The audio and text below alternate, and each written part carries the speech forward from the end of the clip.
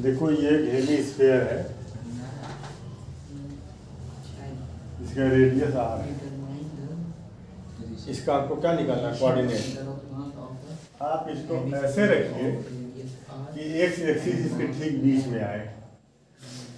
X axis कहाँ है, बीच में आ जाए इसका, ठीक है। एक्स एक्सिस कहाँ आ जाए, बीच में आ जाए। तो ये आपने काट लिया इस तरह से। शेप जो आधा था हेमीस्फीयर, उसमें से आपने कहीं से भी काट लिया, यहां से आपने काटा है। जितना इधर से काटोगे उतना ये वाई क्या होगा, घटता जाएगा।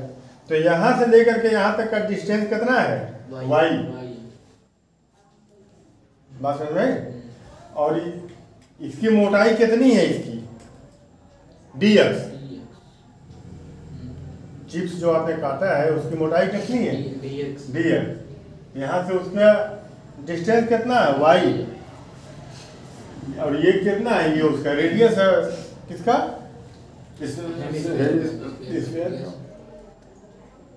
तो देखो ये x है, ये y है, ये r है। तो r स्क्वायर बराबर y square plus x square. तो y स्क्वायर बराबर r square minus x square. अब जहाँ y आएगा वहाँ हम ये लिख देंगे। बस y तो हमने मान लिया है ना, ये y माना है ना, जो हम माने हैं वो तो थोड़े उसमें रहेगा इक्वेशन में। y तो हमने माना है ना, खत्म भी होना चाहिए ना वो। y तो हमने माना है, ठीक है। इतनी बात समझ में आ गई।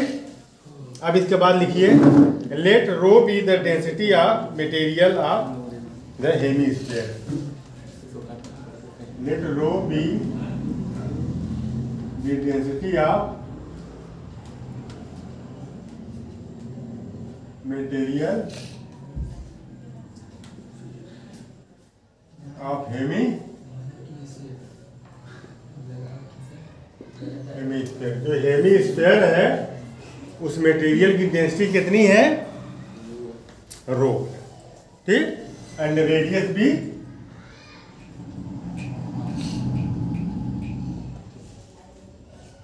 आर है, रेडियस का आर है। Take centre O as origin, take centre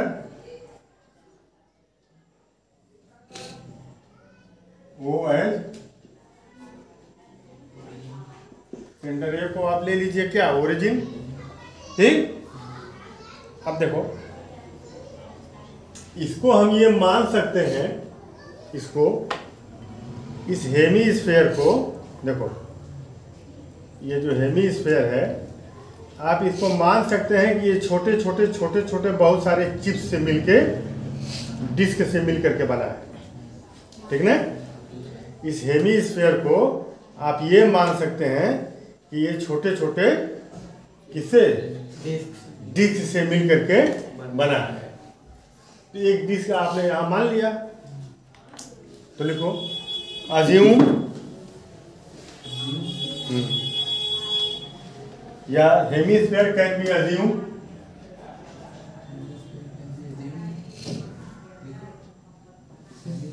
can be assume to be made of, to be made up of large number of discs, to be made up of large number of discs, coaxial disc जिसकी axis same, coaxial disc, ठीक ना। तो अब इसमें से एक disc मान लो ये, एक डिस्क मान लो ये है, तो consider one such elementary disc, consider one such elementary disc of radius R, of radius R, या radius Y.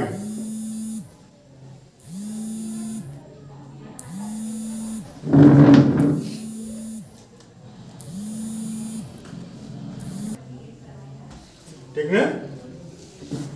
Consider such elementary disc of radius Y, बहुत सारे डिस्क से कोएक्सियल डिस्क से ये मिल करके बना है।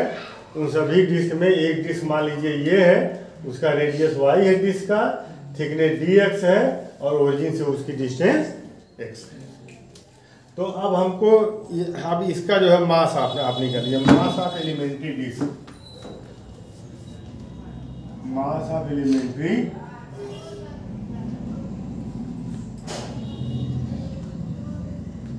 डिस्क।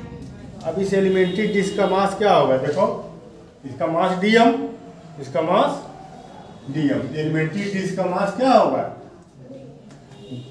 एक ऐसी डिस्क जिसकी मोटाई dx है, उसका मास dm मान लें। तो dm इक्वल टू कितना आ जाएगा, बोलो, volume into density, volume into density. उस डिस्क का मास कितना होगा, डिस्क का वॉल्यूम इंटू डिस्क की डेंसिटी। डिस्क का वॉल्यूम कितना होगा, इसका वॉल्यूम कितना होगा, इसका रेडियस कितना था, इसका रेडियस y था।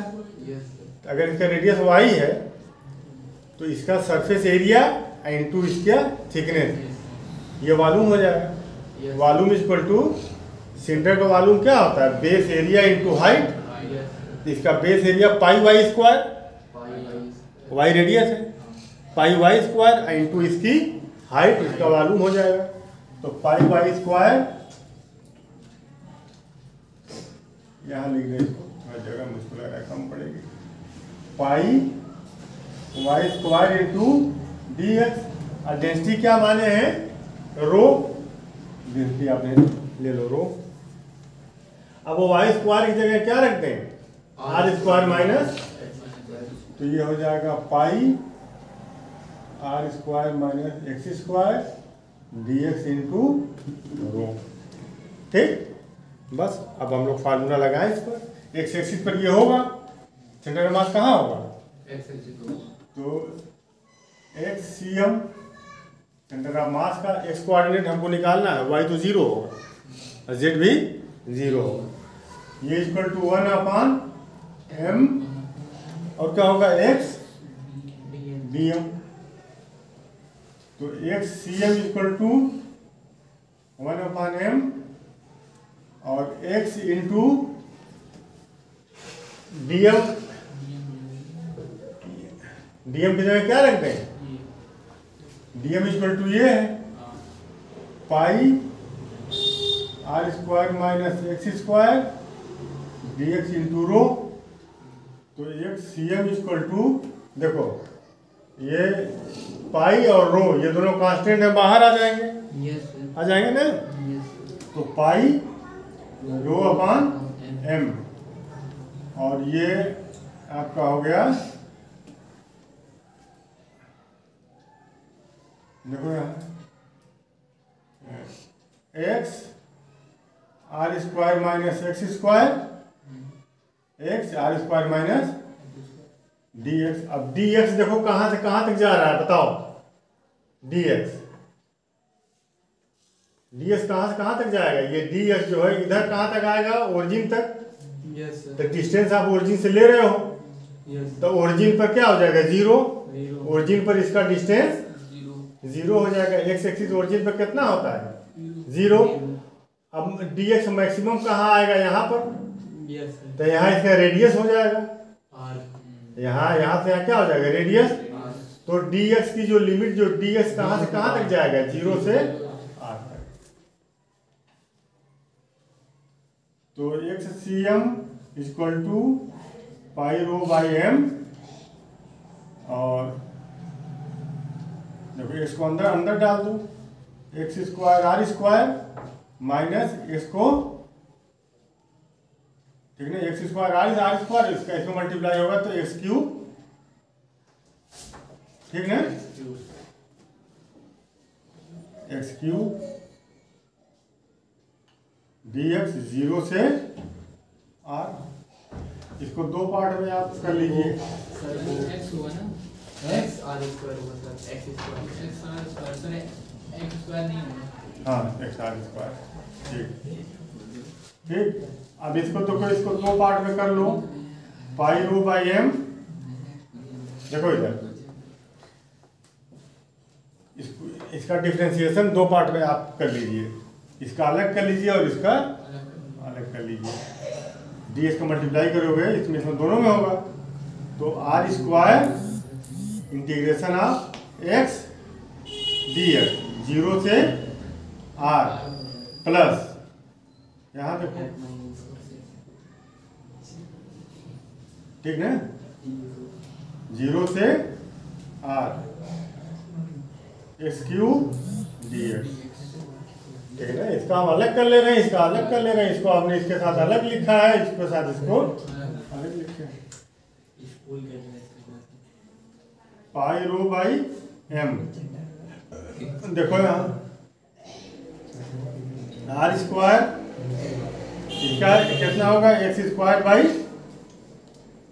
2, एक्स स्क्वायर बाई 2, एक्स पर पावर 1 है ना, तो 1 + 1 / 1 + 1, 0 से आर और प्लस ये कितना हो जाएगा, पावर 3 है तो 3 + 1 कितना हो जाएगा, 4/3 + 1, 0 से आर। बात समझ में आई? तो अब यहाँ देखिए एक्सीएम = पाई रो बाई एम, ये कितना हो जाएगा, आर स्क्वायर, इसकी वैल्यू एक बार क्या रखेंगे, अपर लिमिट, एक बार लोअर लिमिट, एस के जगह आर रखेंगे तो आर स्क्वायर बाई 2 और एस के जगह माइनस करके 0 रखेंगे तो वो 0 हो जाएगा ना।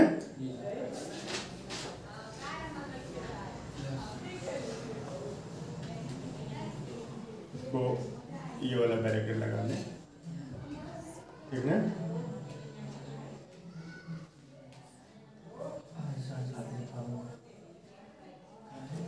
ठीक है, 0 से आर, 0 से ये कितना हो जाएगा, ये माइनस था ना बीच में, हम लोग बोल नहीं रहे हो, ये बीच में देखो माइनस है तो माइनस रहेगा ना। अब ये क्या हो जाएगा, एस के जगह अपर लिमिट आर हो जाएगा, आर का पावर और माइनस लोअर लिमिट, तो इसके 0 हो जाएगा। तो एक्सीएम कितना आ गया, पाई rho by M.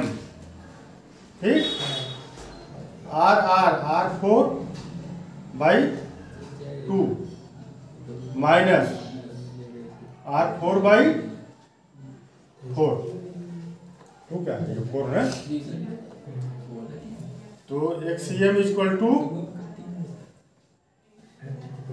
Pi rho by M, इसको जरा ऐड करिए तो कितना होगा, 4 एलसीएम हो जाएगा ना, 2 × 4, 2r4 माइनस 4 × 4, 1r4, ठीक। तो 2r4 में से एक r4 माइनस कर दें तो कितना बचेगा, r4 बचेगा ना। तो देखो ये आ जाएगा एक्सीएम = पाई रो बाई एम। ये कितना आ जाएगा, ये आर स्क्वायर कर रहे हैं, आर 4/4 नहीं ना आएगा, ये आर 4/4। तो अब एम की वैल्यू निकाल लीजिए और एम की वैल्यू निकाल करके यहाँ पर आप पुट करिए। एम क्या है, टोटल मास है, तो इसका मास कितना होता है, वॉल्यूम इसका कितना होगा, यहाँ हम लिख दें 2/3 इसका वॉल्यूम 2/3 πr, 2/3 πr। तो क्यों, ये ठीक है, बोलो 2/3 पाई आर क्यूब होगा मास इसका, मास नहीं सर, ये वॉल्यूम होगा। वॉल्यूम। Yes sir. ये हेमीस्फेयर क्या है बता रहे हो कि सॉलिड का या पूरे का? हेमिस्फीयर। हेमीस्फेयर का। Yes sir. 4/3 pi R cube होता है पूरे का, सर वो स्फीयर का पूरा। वो स्फेयर का। तो आधे का कितना होगा? 2 से डिवाइड कर देंगे, तो 2 से डिवाइड करेंगे तो ये 2/3 पाई आर। तो इसका मास कितना हो जाएगा? Rho. Density into volume, yes. Density into volume. तो 2/3 पाई आर क्यूब इंटू इसकी डेंसिटी, ये इसका मास होगा। अब मास की वैल्यू यहाँ पर रख दीजिए एम की, ठीक? एम की वैल्यू यहाँ पर रखिए। अब देखिए क्या आ रहा है। तो XCM equal to pi rho by M की जगह क्या लिखना है? 2/3 पाई आर क्यूब। अब आर क्या है? आर ये रेडियस है ना, कैपिटल आर, इसका रेडियस कैपिटल आर माने हैं ना, कैपिटल आर हो जाएगा। बोलो बोलो भाई, बोलो। इसका रेडियस कितना है स्फीयर का? Capital R. कैपिटल आर लिखेंगे ना कि नहीं लिखेंगे? कैपिटल आर लिखेंगे। तो यहाँ कैपिटल आर लिखेंगे, एम की जगह 2/3 pi R cube into density rho, ये एम की जगह आपने लिखा है, इंटू आर 4/4। अब देखो क्या क्या कट रहा है इसमें, क्या बच रहा है। पाई से पाई मर गया,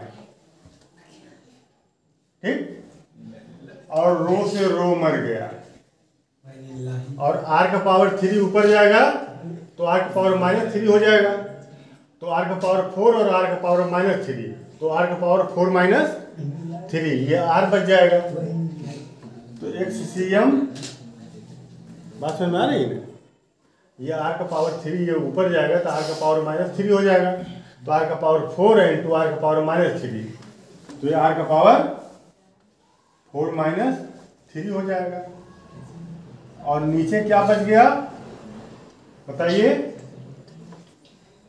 नीचे आपका बच गया 2/3, और ये भी ये ऊपर लेके चले गए इंटू 4, तो 4 मीन्स ये 8 हो जाएगा, ये 8/3। अब जब ये इसको हम ये डिवाइड में है, मल्टीप्लाई करेंगे तो 8 नीचे आ जाएगा, 3 ऊपर हो जाएगा, ठीक ना?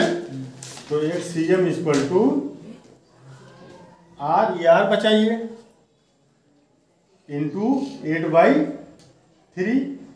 तो बस आ गया XCM इक्वल टू आर। ये इसको मल्टीप्लाई भी करेंगे तो 3 ऊपर हो जाएगा, 8 नीचे। तो सेंटर ऑफ मास कितना हो गया? 3R/8। 3R/8 ये सेंटर ऑफ मास निकला, ठीक? और YCM क्या होगा? 0 होगा। और सेंटर इसका जेड कोऑर्डिनेट क्या होगा? 0 होगा। ये सब 0 0 होंगे, ठीक? तो ये बहुत इम्पोर्टेंट क्वेश्चन है ये एग्जाम में डेरिवेशन के लिए आए या ना आए, न्यूमेरिकल लगाने के लिए। न्यूमेरिकल जब तुम लगाओगे तो उसमें तुम्हारा कॉन्सेप्ट जो है क्लियर होगा। इस तरह के न्यूमेरिकल दे सकते हैं, ठीक? न्यूमेरिकल दे सकते हैं। तो अब इसमें देखो, यहाँ XCM इक्वल टू 3R/8। कोई भी हेमीस्फीयर दिया हुआ है, उसका रेडियस दिया होगा, बस रेडियस ही उसमें रखना, सेंटर ऑफ मास मिल जाएगा, है ना? एक ऐसा हेमीस्फीयर जिसका रेडियस 10 सेंटीमीटर है, उसका सेंटर ऑफ मास कितना होगा? 3 × 10⁸, 30/8, है ना? तो x कितना आ जाएगा? 30/8। और y और z तो 0 होंगे, ठीक है? उतार लीजिए।